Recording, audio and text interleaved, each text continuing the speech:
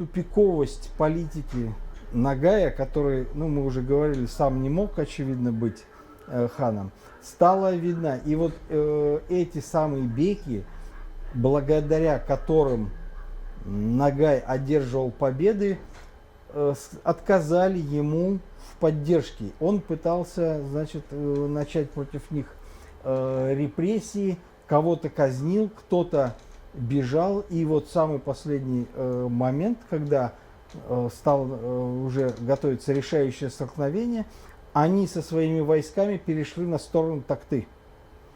И произошло, значит, столкновение, ну, очевидно, где-то в современном Приазовье, в Подонье, на какой-то из мелких речек там указана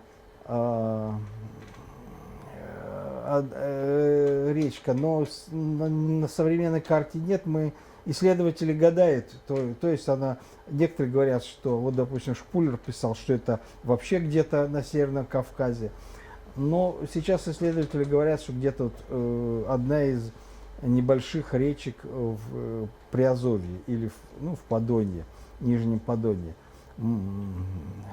что-то типа, может быть, Донца или притоков, значит, Северского Донца. И в этом сражении войска Ногая терпят решающее поражение.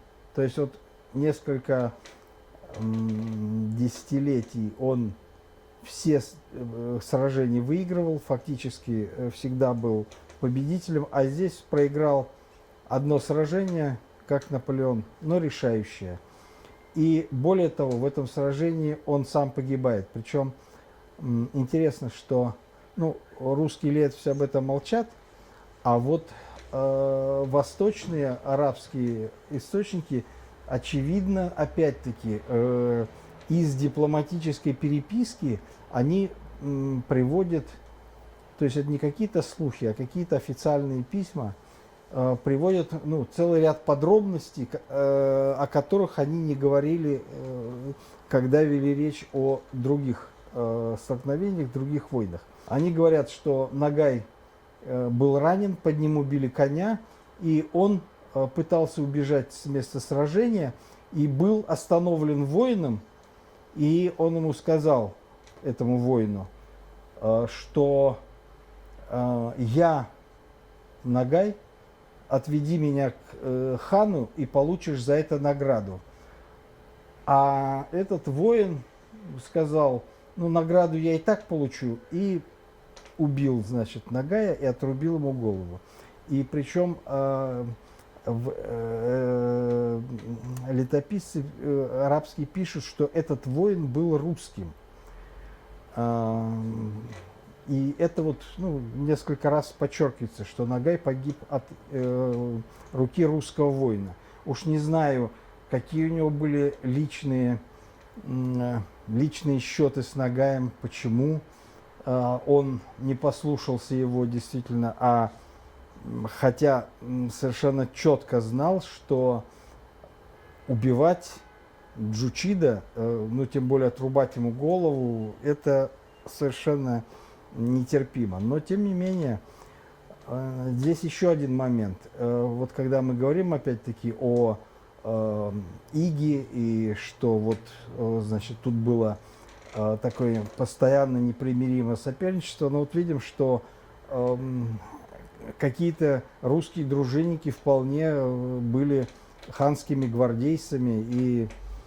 Но я уже молчу про то, мы уже говорили как-то, что и при дворе юаньского императора находилась русская гвардия, русские воины, причем в немалом количестве, то есть там несколько тысяч. И более того, они отличались в сражениях во Вьетнаме и в Индонезии. И там есть биографии даже этих людей, но довольно краткие, не совсем там понятно. Но тем не менее, русские люди служили ханам не только Золотой Орды, но и вот живое как бы такое свидетельство вот этого это самый воин. Ну, понятно, что когда он принес голову Нагая в ставку Токты, тот, конечно, очевидно, сильно обрадовался, но этого воина действительно казнил. Ну, мы уже говорили, что кровь чингизидов проливать было нельзя. Это против закона, поэтому, ну и вообще, там источник передает сведения, что Токта сказал, что вообще негоже какому-то ратнику убивать Чингизида, и что эту практику надо заканчивать. Но вспомним, что сам он перед этим, вступая на престол, казнил, ну, по закону, но вообще казнил хана и других своих родных братьев.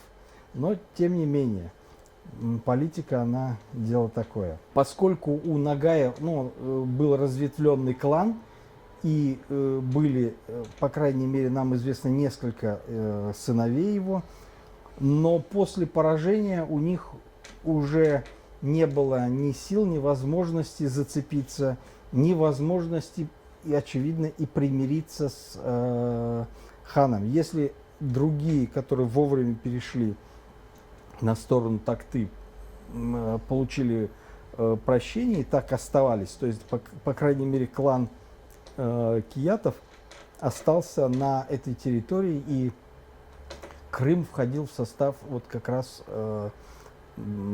их владений. А вот сыновья Нагая тоже бежали.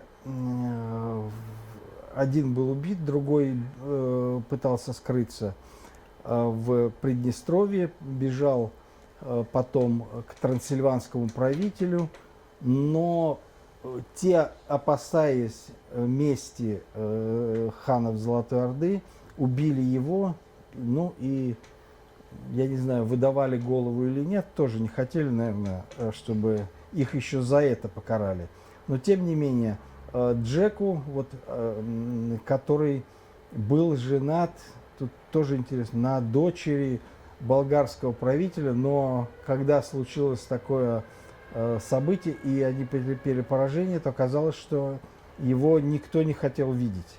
Все боялись мести Золотой Орды, и он так и погиб. То есть все наследие Нагая, которое он добивался, создавал в течение нескольких десятилетий, пошло прахом.